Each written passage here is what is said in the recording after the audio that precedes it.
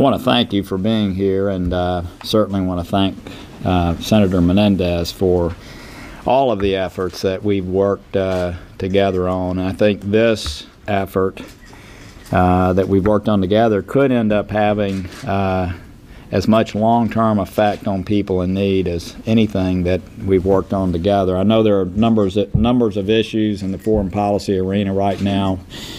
Iran, the AUMF relative to ISIS, Ukraine, all kinds of things that obviously we're very engaged in. But we have an opportunity today to introduce a piece of legislation that we've been working on for about a year, that we think is going to have tremendous impact on people around this world. As you know, there are 27 million people today in bondage, in slavery.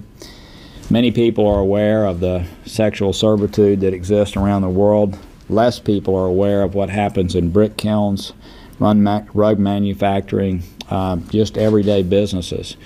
These are crimes of opportunity where business people, knowing that they're not going to be prosecuted, are able to enslave people for their own well-being.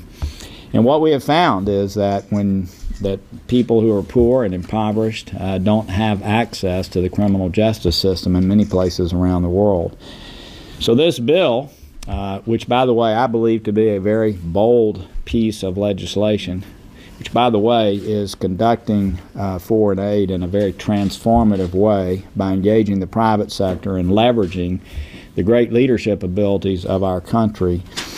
This bill is going to have a significant impact on our ability to use best practices, leveraging best practices, to deal substantially with this issue, and I'll stop in just a moment. About a year ago, we had people from various groups. This is an issue of great concern to people in New Jersey, to people in Tennessee, people all across the country and the world.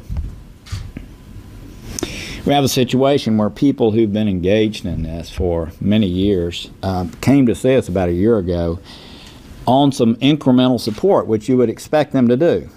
Help us a little bit with this. We asked them to go back and help us figure out a way to have significant impact on this, to come back with a bold vision, and they have worked with us in that regard. And again, I cannot thank Senator Menendez and his office enough for their wholehearted effort to bring us to this day. We plan to mark this up in the Foreign Relations Committee this week. My sense is there will be significant support for this effort.